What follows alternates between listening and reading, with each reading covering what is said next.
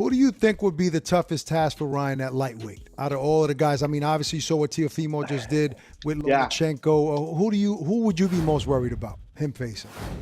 I actually would be worried about Teofimo. I think it'll be an amazing showdown when the time is right. And when I'm saying the time is right, it's going to be next year. You know, it'll be a fight that will be a pleasure for me to be working with Bob Arum once again. Bob Arum actually called my president Eric Gomez a couple of days ago to see just to pick his brain and see if we're aligned with that same thought of matching them together next year. Absolutely. Wow. Ryan Garcia is ready for anybody. I believe me. Ryan Garcia wants to fight the very best. He wants to fight him soon. The question is, literally, do these fighters want to fight him? Yeah, I mean, he wanted to fight guys probably when he wasn't even ready. He's always had confidence like that. Of course. But speaking of Bob Arum, how do you think he's handling the situation between him and Terence Crawford? Well, look, I mean, I think he's handling it correctly, the proper way. I mean, when even saying the things he said publicly, like, "Oh man, I'm losing money on this guy. If he wants to leave, he can leave." Is that something you would do, Oscar? Come on, you wouldn't do that, Oscar. Well, look, I mean, look, Bob Arum's what he's been. Bob Arum is Bob Arum. Look, he's there. People say that he's been 86 years old for 10 years. The last 10 years. But Bob Arum is Bob Arum. He can do whatever he wants. He's a promoter that he knows what he's doing. He makes fighters tons of money. He knows how to promote. He's the best at what he does. And when fighters do not want to fight your star fighter, Terence Crawford, I mean, it's very frustrating. I'm sure it's very frustrating for Bob.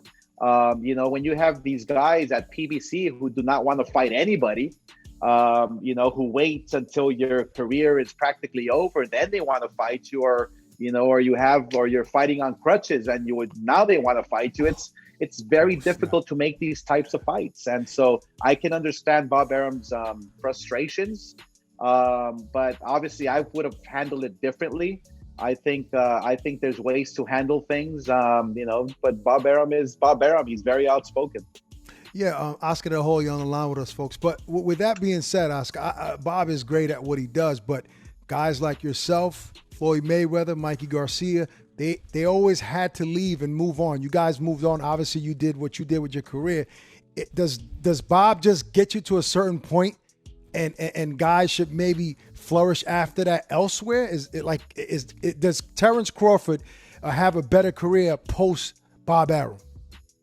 No, I don't think so. I don't think so. I think my career, for instance, look, I was with Bob Arum for 7 years contractually, which is illegal in California. And so my option to leave Bob Arum was motivated by something totally different. I think Bob Arum did a tremendous job with my career, and he would have continued to do a tremendous job.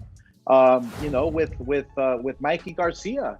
Mikey Garcia, maybe fights once every 2 years? I mean, where's his career? Bob Arum was doing an amazing job. With Floyd Mayweather, obviously Floyd Mayweather was on a whole different level. He saw his potential. He was very smart at what he did, and made a lot of money. I didn't mention, but Manny Pacquiao was somebody that was very loyal to Bob as well, and then eventually, they parted ways. But yeah, exactly. And look, a lot of fighters, like I said, think that the grass is greener on the other side. And if you realistically dissect the whole picture, the grass is not greener on the other side. I mean, I think Floyd Mayweather is probably maybe the only one that proved that. I have to ask you, Oscar, about Dana White. Dana White, many times he said he's going to come in and take over boxing, fix what needs to be fixed. And then it seemed like he was going to promote Clarissa Shields' fight, but then I think COVID put a halt to that. Is he in for a rude awakening that is not as easy as he thinks? Well, look, I mean, first of all, you know, Dana White to come in and try to fix boxing. I mean, I don't think boxing can be. Yes, can it be organized? Fix is a big word in this sport because it's so fragmented. You know, I think you have too many world titles already at hand, at stake. You have a lot of promoters. You have promoters popping up left and right from all over the world. You know, it's not like the UFC when they bought in and there was only one entity. There was only one, you know, real player in that segment there. Look, I actually urge Dana White to try and do something with the sport of boxing. Why not? I believe that Dana White is a name, an image that can only enhance the sport, that can give it attention. He's doing great with the UFC. He's a proven commodity. You know, I actually wouldn't mind sitting down with Dana White and figuring something out. Maybe, look, imagine that UFC and Golden Boy teaming up, partnering up, and taking boxing by storm would be something huge. What are the rumors? Are there any truth to the rumors about you getting back in the ring against Marcos Maidana? Talk to me about that. But seriously, Oscar, are you really going to make a comeback? Well, the Marcos Maidana, that is just a rumor. I don't know where it came from, but I'm actually ready. I'm very curious to see this Mike Tyson, Roy Jones Jr.